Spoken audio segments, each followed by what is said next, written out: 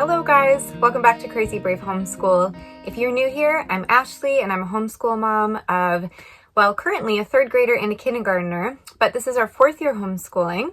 On this channel, I talk a lot about the curriculum choices that we're making, day in the life videos, curriculum reviews, and most of it revolves around the philosophy that we've chosen to follow for our children's education, which is a Charlotte Mason methodology.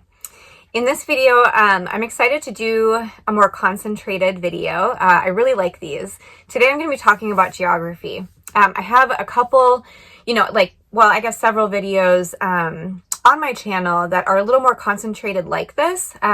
For instance, how I teach artist study, how I've taught language arts in the past. I'm sure there's others, but this one is specifically about geography. This is not a subject that I thought that I would be so excited to talk about. I haven't really taught geography as a standalone subject before. I think that it has been covered throughout different unit studies that we've done in the past. But this is the first year that we are teaching it as a standalone, and it's the first year that I am recognizing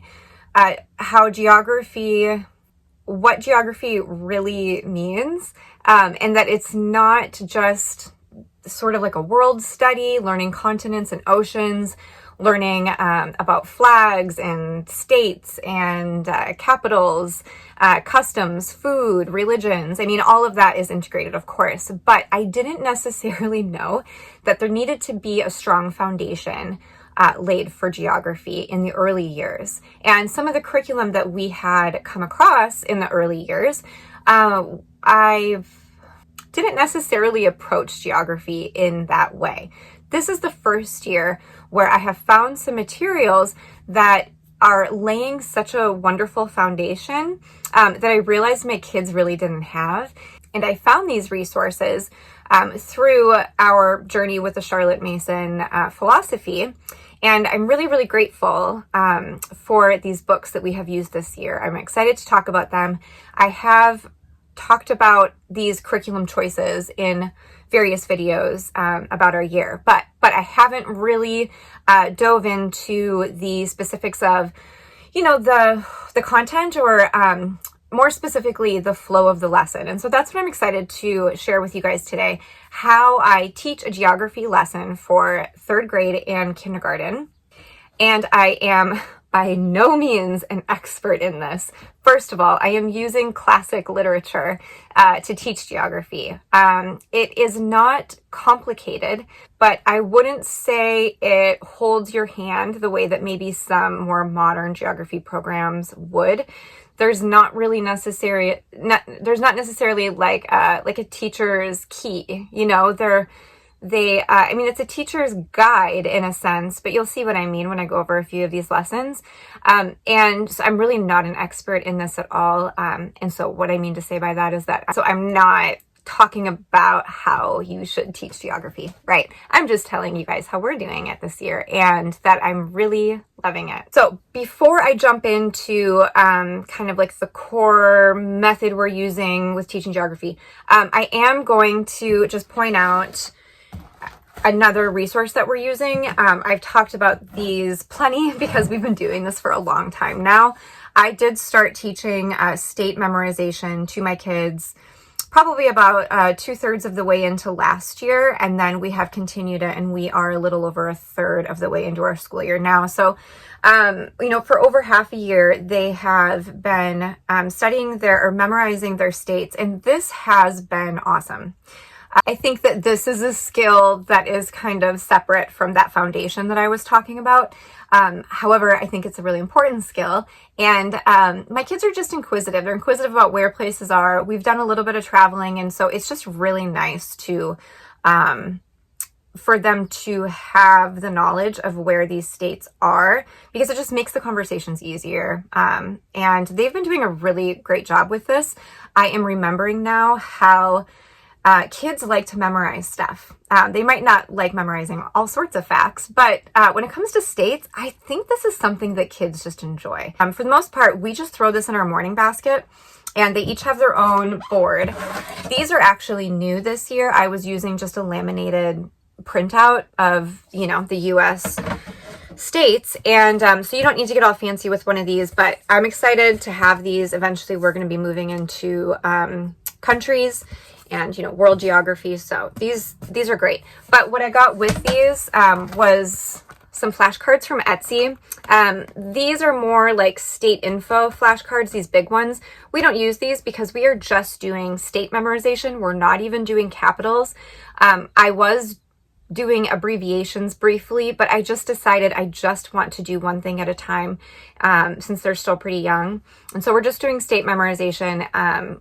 They probably easily have 30 states down, which is just great. I like being able to do this early on, to check it off and just know that we don't have to tackle it later on. Like if they can do it when they're young, why not, right? It kind of just feels like something to get through, and it's nice getting through it early. So this is something that we do about 3 times a week in our morning basket, 5 minutes a day. That's really all we spend. And I will usually just do like 10 states at a time until they have those mastered. And then we will move on to a new 10 and then a new 10, and then we'll do review and make sure that they remember the other ones. But that's essentially the system that I'm doing for state memorization. Okay, but kind of getting into now like the geography that we study once a week. We do this on Tuesdays, and we are using 2 spines this year. I'm not using them in tandem. We started with Elementary Geography from Charlotte Mason. I found this book through Ambleside when we were considering a lot of their book choices, and I didn't know anything about teaching geography in this way, but I went ahead and ordered the 2 books that Ambleside Online recommends. And when they showed up, I was just like totally enthralled with this. I have never heard of teaching geography through like a living book before. And by living, it just feels very conversational. There is a lot of discussion in these books. There is also poetry in this book. I never would have thought of teaching poetry, teaching geography through poetry, but so much poetry talks about place and landscape, or the stars, or the moon, or the sun, and you know, nature. So I totally see why in a Charlotte Mason curriculum they would include poetry for geography. It makes a lot of sense to me. But anyway, the lessons in this book are really sweet and short. So lesson 7, for instance, is 2.5 pages. That's it. Oftentimes with a lesson, there will be some kind of graphic, and I'll get into this more, but the graphics in the book have proven really great because I'm using them in a really hands-on way for the lesson, which I will talk more about.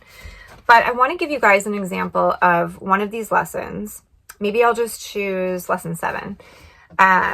We haven't done this lesson in a long time, so I might not exactly remember what it is. But this one is called Our World and Other Worlds. So there is some reading that the teacher does. And then what I find is while I'm reading, I will stop to make sure that my kids are grasping what I'm saying. Oftentimes there is some kind of demonstration with this book. Like for instance, they had us use an orange with a candle, and we were talking about the rotation of the earth and why there's night and day and what happens, you know, with the change of the seasons with the sun.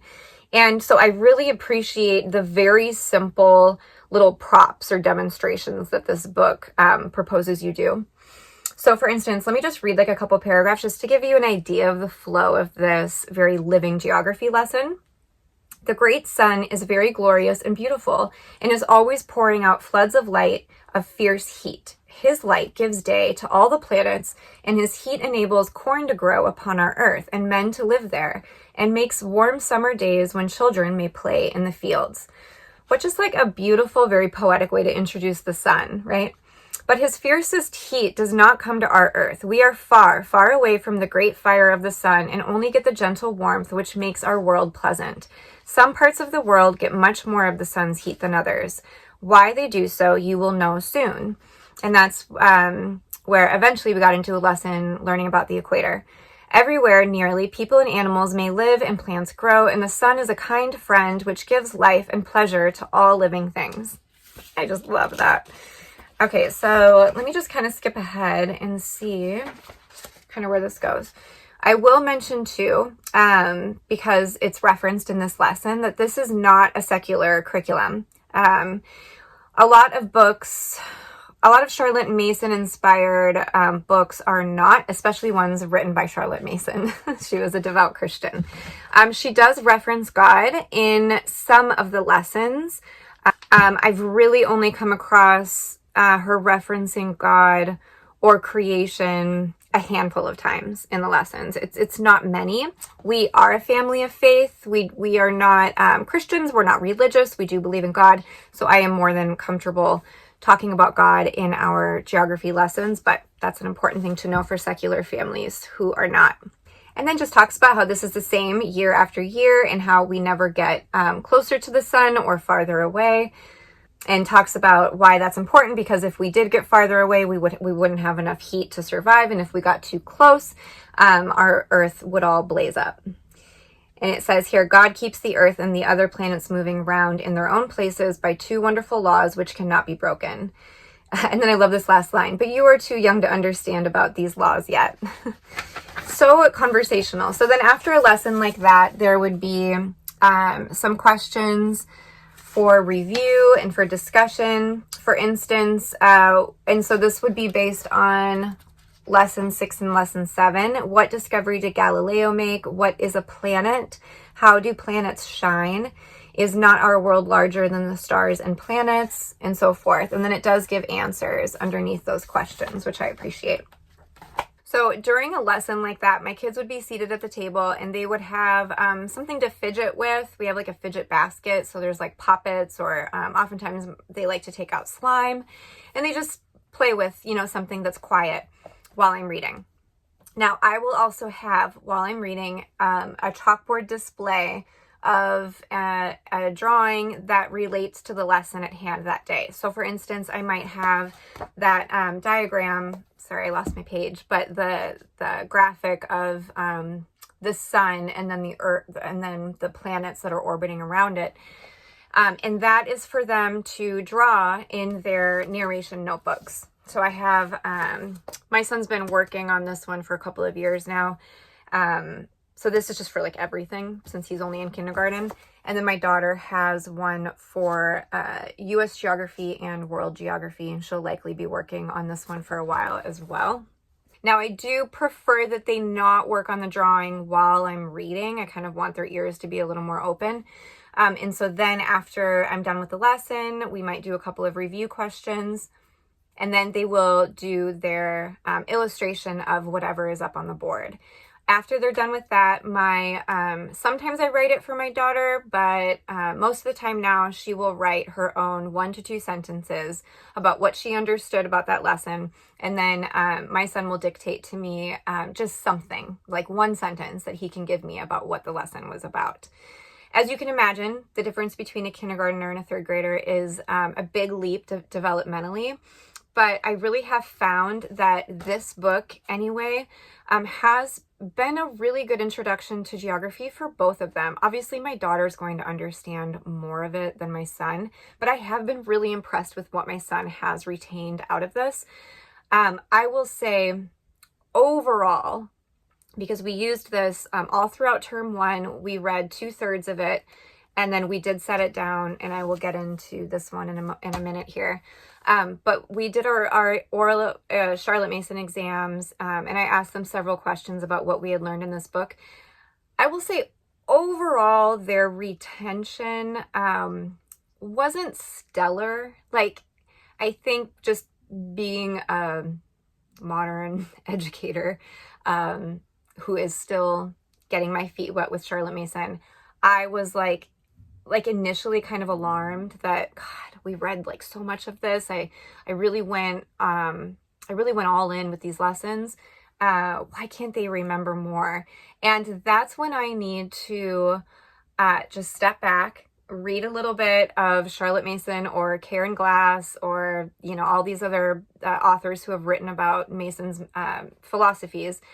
And remember that I am planting seeds, I am sparking interest, I am laying a feast, and that children, especially young children, are not going to retain a lot of what they are taught. They are going to retain the pieces that really sparked joy for them. And that's what matters. So I just have to remember that it's totally natural. It's a positive thing. It's okay if they didn't grasp everything that I taught them.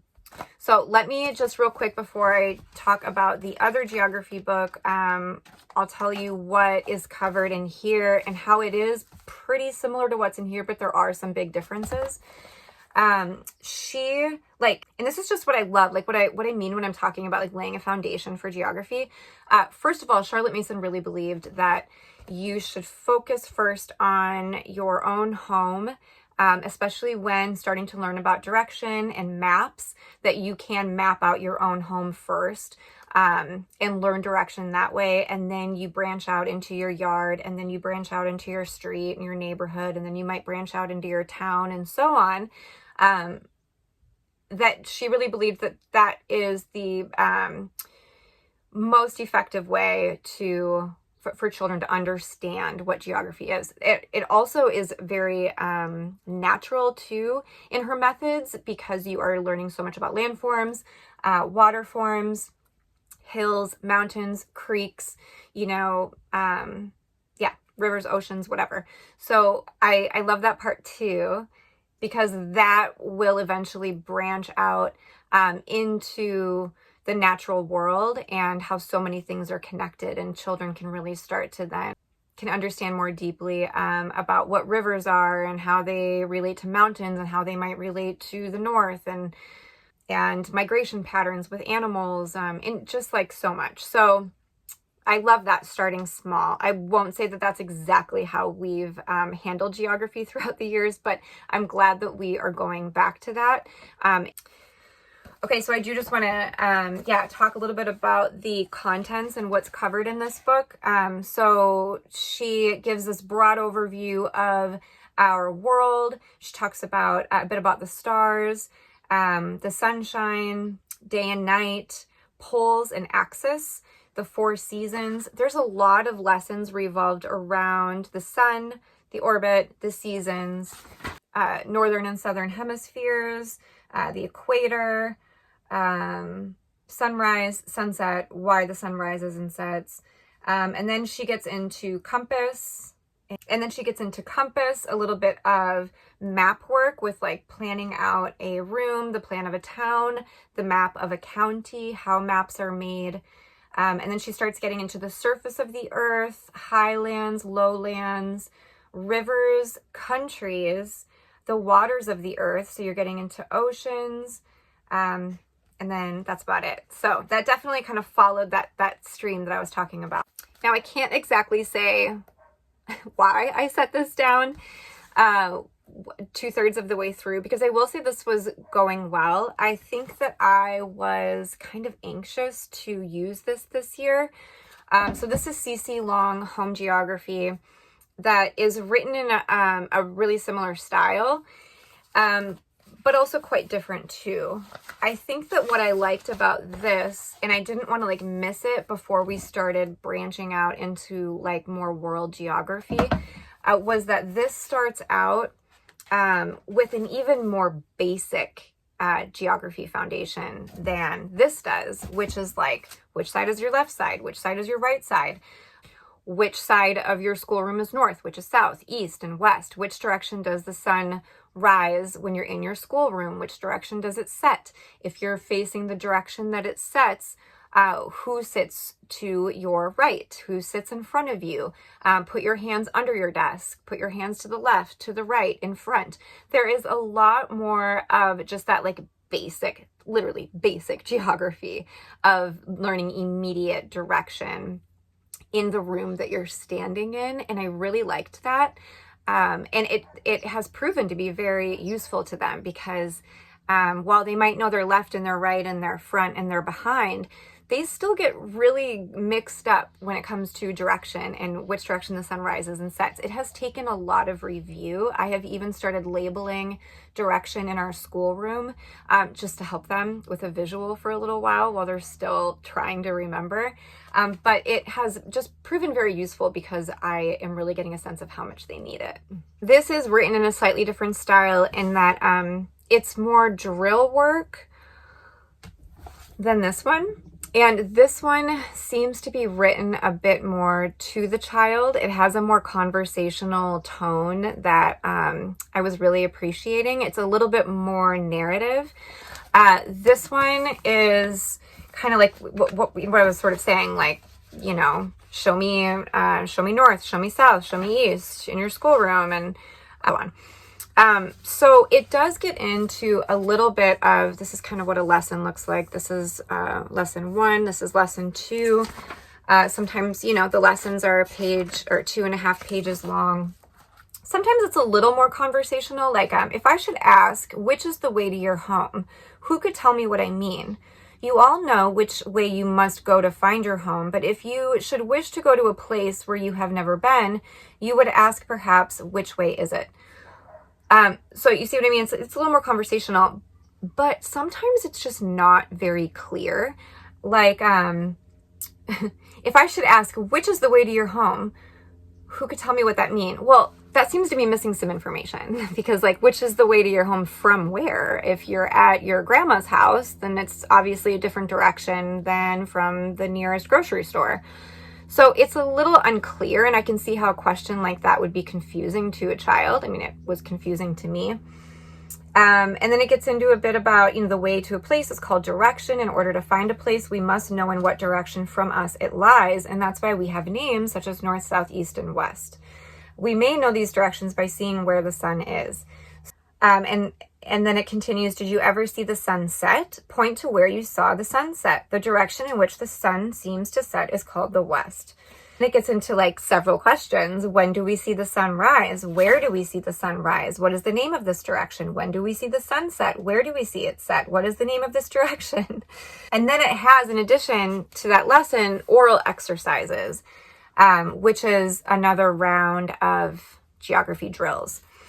So this would, like, that would be a little overwhelming to my young kids to just like start drilling them like that. That's why I really appreciate that this is more of a lesson, and this seems to be more of, I don't know, like more review maybe, just because of all of the questions. But there have been lessons in this, and we just started this. We're only on lesson 7, but there have been some lessons in this that I'm really appreciating. Like this lesson number 3 was how to find your way if you're in the dark. So talking about how to find the North Star. And, you know, I think I may have introduced the Big Dipper to my kids, but, you know, maybe once. It's not like they really remember. And for them to learn how to find the North Star and how sailors could find their direction if they didn't have a compass by following the stars was captivating. I mean, that was really great. And that was a really fun lesson. It was a fun one to drop on the board and for them to copy. And to then talk a little bit about the constellation, the Great Bear. And just the other day, just yesterday, we were reading something in my daughter's Greek mythology that referenced finding the North Star by finding the bear. And she just knew what that meant. She knew what the bear was. And so I'm definitely appreciating a lot of these lessons. But what I will say is that I have had to utilize ChatGPT to help me with this book because some of them literally don't tell the teacher the answer. This one's funny. Your teacher will give you time to discover answers to these questions. She could tell you, but it is better for you to find out yourself. If I go outside, how can I find north? How can I find it on a starlit night? How can I find it on pleasant days, on rainy days? How does a sailor find the north? Well, first of all, if I was lost and it was raining, I'm not sure that I could find north. You know, if I didn't know which direction the sun had risen or set and I couldn't find the sun in the sky if it was rainy. I mean, I don't know. You know what I mean? It's not like I just know the answers to these things. So I don't totally appreciate that it doesn't give a lot of information to the teacher. It just assumes the teacher will know. Now, there have been some really fun facts that we have found in this book. Like for instance, if you are lost in the woods, look for where the moss is growing on the trees, because that the side that the moss is growing on the trees will likely be much of the same, and that direction will be north. For some reason, moss grows on the northern side of trees. So little things like that I find just like really fun to teach. So there have been some really fun nuggets in this, but I have had to utilize ChatGPT in printing out lessons to help guide me in these lessons. And in my opinion, there are too many questions in this. But yet again, I like how it's laying a lot of those foundational skills before getting too worldly. And so I think we're going to stick with this for a little while longer. And then we may jump back into Charlotte Mason because I am kind of missing the gentle discussion that this book provides. Okay, so the last part of this video, I want to share my kids' geography notebooking to just kind of give you an idea of what a kindergartner geography notebooking might look like compared to a second or third grader, because we were using this also with my daughter last year. All right, I will try to keep my phone kind of still here. I'm losing light. It's like late afternoon. But this would be an example of one of his geography narrations. The part that the sun shines on is daytime.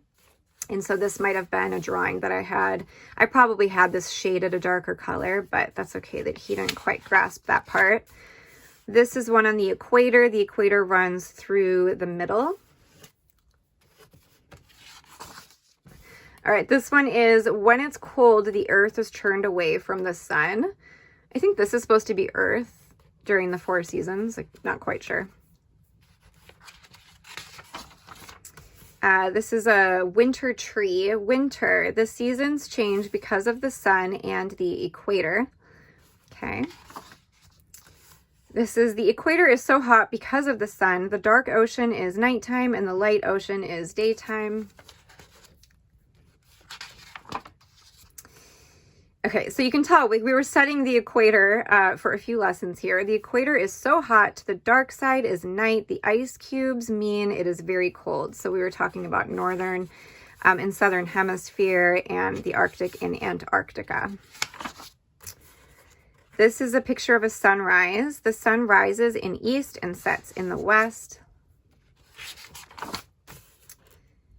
This one is, let's see, the sun is shining on the earth. The waves are blocking the sun because it's setting. Oh, okay, because where we live, the sun rises over the mountains and sets over the ocean. And then this is like the time, like the sun, you know, traveling through the sky. This is a compass. This was that lesson on the North Star. This says the Big Dipper. This was learning about how the sun makes my shadow on the opposite side. So this one is about how the winds from the 4 different directions typically feel different. Eastern wind typically brings rain, northern wind is cold, southern wind is warm, and western wind is dry. Okay, so that is his notebook. This is my 3rd graders. So we've been using this for 1st grade, 2nd grade, and now we're in 3rd grade. I'll show a little bit of how I used this for the Beautiful Feet US Geography. They do have a geography, like landforms book with the program, and it would tell you a vocabulary word like rapids, and then to find rapids in the book and write down the definition and then draw a picture. This is also when we did a little unit study on animal geography. We did that for maybe 6 weeks.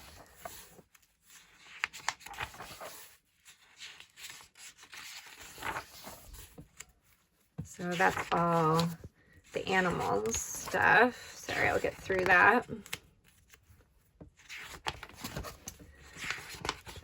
Okay, this was a little Native American unit that we did.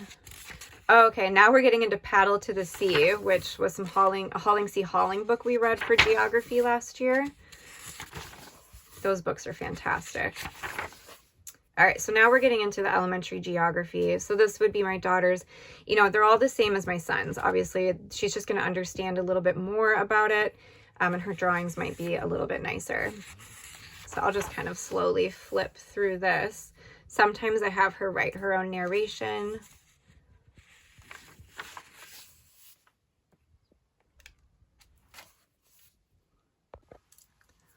It's about seasons changing, the 4 trees, compass, equator.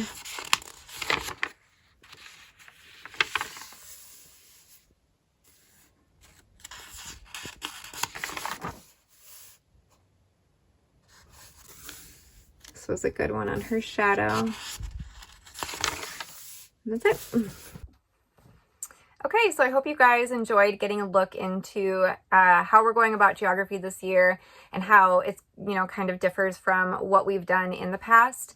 I would say this is our best year with geography yet. I'm really excited about the books that we're using. I'm really happy with the notebooking that is taking place. I feel like we have a really great body of work, and even if they are not retaining, you know, a ton of stuff from each lesson, they have their notebooks to look back on. Which, you know, maybe we'll start doing that once in a while, having them flip through their books just to remind themselves of what they have learned. You know, that's just like an idea that's coming to me right now. Maybe we'll even do that for like 3 minutes at the beginning of the lesson, have them flip through a little bit just to refresh their memories about what this year's geography has been. But if you guys have any questions or just any comments, I'm happy to hear from you. I will see you in the comments, and I hope you're having a wonderful holiday season. Take care. See you soon.